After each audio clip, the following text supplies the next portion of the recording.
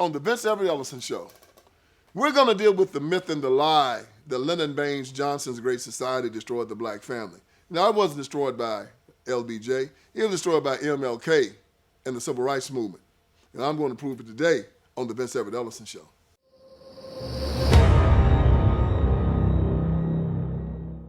All right, let's get this thing started. You know, the great writer, George Orwell, very smart guy. He warned us about totalitarianism, about communism and Marxism. And in his great book, 1984, he even told us that by the end that the Marxists, who are now the Democrats and the communists, were going to tell us that 2 + 2 = 5. 2 + 2 = 5, and we were going to believe it. Wow. They sure have done it. They told us that there's no difference between men and women, that children that have a heartbeat and have different DNA are not born alive, are not alive. They tell us they can control the weather.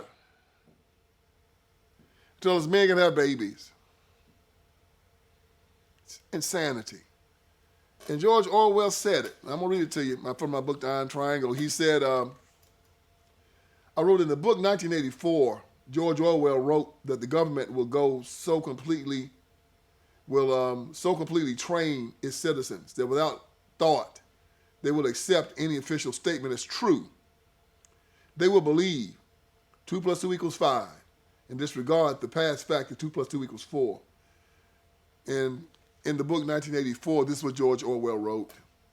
He said, in the end, the party would announce that 2 and 2 made 5, and you would have to believe it. It was inevitable that they should make the claim sooner or later. The logic of their position demanded it.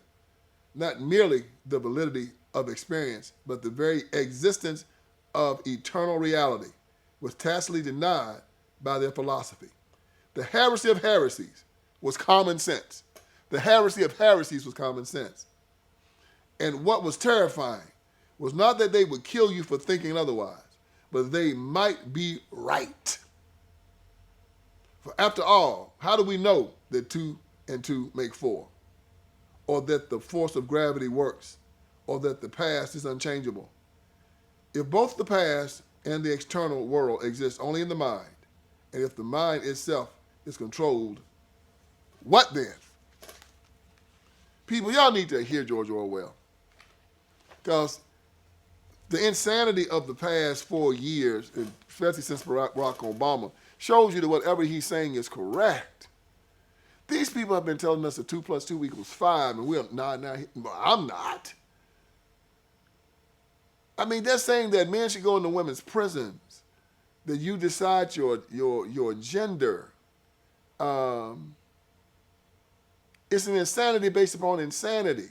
And George Orwell called it. And now I'm dealing with these heresies and these lies to try to help you to navigate yourself through this crazy world that you live in. And one of these heresies now is that LBJ destroyed the black family, through welfare and whatnot.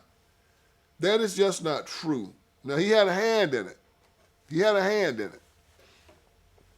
But it was not his total concoction. Matter of fact, they kind of tied his hands behind it. So let me explain. We got to go all the way back to the concept of feminism and where it came from. This idea of feminism came from Eastern Europe, Russia, the communists, all these people. And all of these women, they all wanted to be equal and all this kind of stuff. So women wanted to be equal to men. Okay, this is where this concept of equality comes from. Not just equality for some, but equality for all. What is equality when it comes to women? Women, they want to be like men. They think that's what equality is. I think equality is being like a man. So they went toward this concept called feminism. What does feminism do? It says we want to be able to get down with the get down when we want to and not have children. So birth control and abortion became a thing. We want to be able to divorce our husbands when we want to divorce our husbands. So that became a thing. We believe that we should have to get married in order to live by ourselves. And that became a thing. So marriage to them was like slavery because you know the custom. Father takes his daughter. She has her father's name. He walks her down the aisle, gives her to her husband, and then she takes her husband's name. These heifers said, hell no, that's done. We ain't doing that no more. We ain't doing it no more. So this started here in America, where the first wave of feminism was that women just wanted the political rights. They wanted the right to vote, and this, and then the other. Okay, the suffragettes, the rest of them, America gave them that. Then there was second wave of feminism, where women want to be like men. And this is where the feminine mystique and all this stuff came in, where they said, no, women shouldn't want to be wives and they shouldn't want to be mothers. No. And so the civil rights movement was started up, and these women jumped right on the civil rights movement. If you read the 1964 Civil Rights Act that we celebrate like it's ours, no, white women benefited much more from that than black people did, and still do. So these people went and took over the civil rights movement and decided to push it to a way to give women these existential rights to be like men. And they believed that marriage was like slavery. And they wanted to be emancipated from it. And in the civil rights movement, with Martin Luther King Jr. and the rest of these stupid Negroes, they had the political power and they had the social capital and the moral authority to make that happen. So they were undercover. And Martin Luther King Jr. was all out front getting shot with water hoses and cannons and all that kind of stuff, where they were up in San Francisco and Los Angeles and New York City, sitting back watching it laughing. We were cannon fodder. This was their movement. It wasn't ours. Just like the election of Barack Obama was not our election. It was the election of LGBTQ and the abortion industry. Black people got nothing out of Obama, just like they got nothing out of the civil rights movement. But they put us out front. Had black people out there taking the hits. You know, like John Lewis was a crash test dummy, getting their asses whooped on the Edmund Pettus Bridge and, you know, dog shot on them. And then when it came time for the law to be passed, and they said in the back room, they said, this is what we want in the law. And even though those white women weren't out there taking those hits, they got everything they wanted in the 1964 Civil Rights Act. Everything they wanted. So, but there was a fly in the ointment with all of this that almost upended it. And it was called the Moynihan Report. Patrick Moynihan became a U.S. Senator from the state of New York. But before then, he was working for the Labor Department in Washington, D.C. Moynihan's a smart guy. Moynihan I think he's a Harvard guy. And Moynihan kind of, you know, kept his eye on what was going inside the black community. So Moynihan decided to write, well, he saw something happening in the black community that unnerved him. We had this thing called AFDC. It's called Aids to Family with Children with Families with Dependent Children. And Moynihan saw that there were a lot of black families that were in trouble. He saw that unemployment was going down, which means that when unemployment goes down, welfare is supposed to go down. Because, you know, people are working. Why should they be on welfare if they're working, right?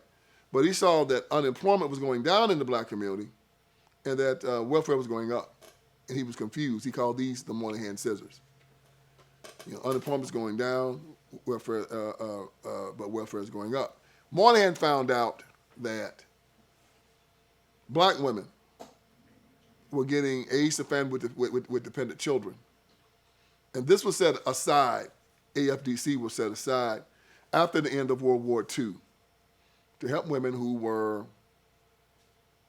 widows and who had children, whose husbands had gotten killed in the war. Now, there's nothing more permanent than a temporary government program. So after all of these children aged out, the money was still in the system. And they weren't going to give it back. So they said, well, what are we going to do with the money? Let's just give it to women who just they have children that don't have husbands. And so black churches started telling black women about this, and when they got pregnant, they said, well, you don't have to get married to that man. You can get on AFDC, and you can get money from the government, and for every child you get, the government will give you more children. And a lot of these black girls started doing that. And Moynihan saw this as a problem. And Moynihan said that, this is what he wrote in his Moynihan Report. He said, a national effort is required that we will give a unity of purpose to the many activities of the federal government in this area, directed to a new kind of national goal, the establishment of a stable Negro family structure. Ooh, a stable Negro family structure. He said this would be a new departure for federal policy, and a difficult one. But it almost certainly offers the only possibility of resolving in our time what is, after all, the nation's oldest and most intransigent and now most dangerous social problem. What Gunnar Myrdal said in his American Dilemma remains true today. America is free to choose whether the Negro should remain her liability or become her opportunity. So right here, this is 1965. Patrick Moynihan is telling them, we got a problem in the black community. The Negro family is in trouble. We need to put the power of the federal government behind it to fix it. All right? That makes sense. He said that, and I said he also presented evidence the AFDC program in the way that it was set up was starting dependency in government programs that was troubling. So I've already told you about that, so I'm not going to read that. But it's in my book, The Iron Triangle, if you want to read it. But then he says about the black people in America. He says that the Negro American has survived. He said that the Negro American has survived at all is extraordinary. A lesser people might simply have died out, as indeed others have. What then is the problem? We feel the answer is clear enough. 3 centuries of injustice have brought a deep-seated structural distortion in the life of the Negro American.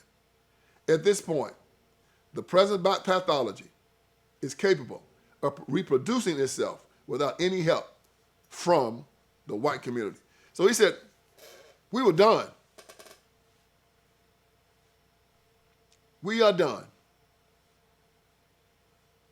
He says, since the widespread family disorganization among Negroes have resulted from the failure of the father to play the role in family life required by American society, thus perpetuating itself without assistance from the white world. Mitigation of this problem, which is the black father not being in his children's life, mitigation of this problem must await those changes in the Negro and American society, which will enable the Negro father to play the role required of him. But here is where the true injury has occurred. Unless the damage is repaired, all the efforts to end discrimination and poverty and injustice will come too little. He says, so until we get the black father back into the home, all the efforts that we have to try to stop discrimination and injustice will do nothing, will come too little. That's the number one thing that we must do. Number one. And you know what happened? George Bundy told Moynihan, and LBJ, Lyndon B. Johnson told Moynihan, this is a good idea. Take this to the civil rights community. Get them to sign off on it. Moynihan said, I'll do it. George Bundy said, he was over the Ford Foundation. He said, I'm holding a retreat for Martin Luther King Jr. and a bunch of pastors. Let's go down there and show them this information. I'm sure they'll sign off on it. Let's get it done.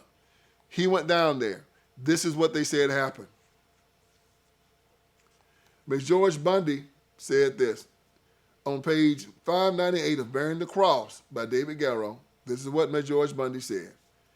He said that Moynihan spoke in an atmosphere of total hostility. One Ford Foundation observer reported, and Moynihan later wrote to Ford President George McBundy make George Bundy to protest SELC venture, the Poor People's March. The session was the first time I've ever found myself in an atmosphere so suffered with near madness. The militants who consistently stated one untruth for another about me, the United States, and about the president, about history, without a single voice being raised in objection. So the feminists and the civil rights movement told Moynihan to go kick rocks.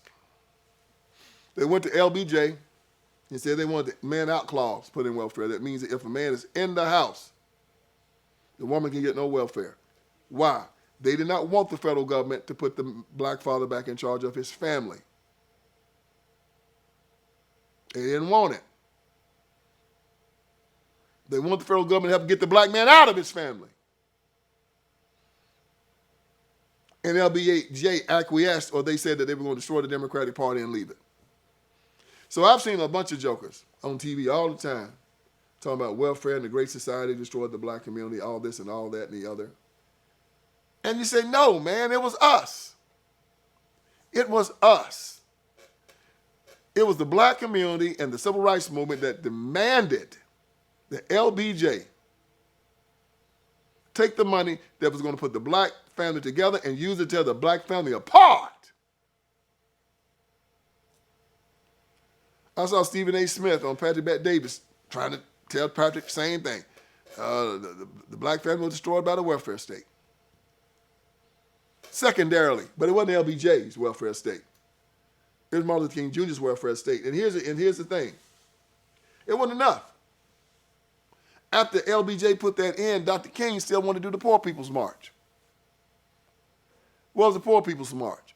Poor People's March said that they wanted $30 billion. Now, the United States of America only had a budget of that time of like $120 billion for housing, food, medical care, stuff like that. Or he's going to walk down to D.C., march into D.C. and shut it down. It's total blackmail and coercion. Total. He died before he could get it going. So they went down there and they marched with the Poor People's March anyway, and they did this Resurrection City thing. Man, it was horrible. It was horrible.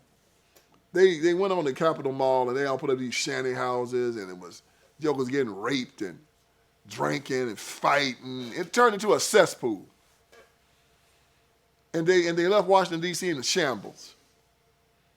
And then the whole thing broke up because everybody got hungry and went home. You started missing meals, right? And they all had to go home. But that was the Poor People's March. So as this continued, and black community got worse and worse and worse, Dr. King's best friend, Ralph Abernathy, the one that said that Dr. King, slept with two women and beat up Dorothy Cotton at the Lorraine Motel the night before he died, he saw the trends of that welfare was destroying the black community. In his book, And the Walls Came Tumbling Down, Abernathy talked about a meeting he had with black politicians saying, hey man, this welfare thing is destroying the black community. Let us reform it and make it help the black community. And Ralph Abernathy said, and something curious happened. He said, it pleased them. It pleased these black politicians to have 2 or 3 generations of black people on welfare. Like I said, y'all, it was us. It was the black community that did it. I remember when Newt Gingrich and Bill Clinton tried to change it back in the 90s. It was the black caucus that went against it. They didn't want no welfare reform. They wanted to keep things exactly as they were. Oh, they turned against Bill Clinton, turned against Newt. Oh man, yeah, it was horrible. So y'all not old enough to remember that, and history's not going to tell you that. It was the black caucus that didn't want welfare reform. Wanted to keep everybody. It was Barack Obama that came back in and said that you didn't have to have a job to get on Medicaid and Medicare. You didn't have to get a job to get all these things, act like you was looking for a job. Used to, you had to act like you was looking for a job before you could get on some of these government programs. He said, you ain't even got to act like you're looking for a job any longer. You can just get it. You're just giving incentives for you not to work. So Abernathy goes to these people and say, y'all, let's get these people off of this stuff. Not them. No, no, no, no, no. They wanted to keep black people on there. So let's go back to the point. It wasn't LBJ and the Great Society that trapped black people into poverty and destroyed the black family. It was Martin Luther King Jr., the Civil Rights Movement, and the Black Caucus. Those people. And history needs to be changed as black people talk about this and as white people talk about this. These are the facts. And so you had this group called, these two people called Clowin and Piven. They wrote papers on how you can use welfare to change the political voting of inner city people by telling them, by using it as a carrot that says that if you vote our way, you'll get this and you'll get that. And black people did it. And one of the reasons why we have such a large deficit now in this country is because they refuse to try to turn this back and try to make people responsible for themselves. I mean, these people are just so low down. I mean, to call them low down, you got to size them up with Satan. I mean, they are the evilest institution in the history of the world. There's never been a time where they weren't evil. Slavery, they were evil. Jim Crow, they was evil. Confederacy, they was evil. They're evil now. You see them on TV trying to fight and cussing. That's the most wretched, most ignorant people you ever saw in your life. All of them. Kings over ghettos. Proud of it. Walk around strutting like they've done something. Bunch of perverts and alcoholics. They make me sick. And I think that, America's waking up to this. They're waking up to it. So this is just teaching you, as the great writer said, he said the past is not dead, it's not even the past. They're still doing the same thing over and over again, and they're not going to stop it until you make them. So even in the book, The Republic, goes back thousands of years. Socrates said, and Socrates was crazy, they killed him because for corrupting the youth. He used to live in a barrel.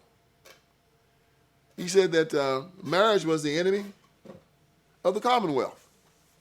And all of these crazy liberals who love Socrates and love Plato read the Republic, and they're trying to create that society where there's no gender, where there is no, where the government is controls everything, and where the parent is just a conduit between the government and the child.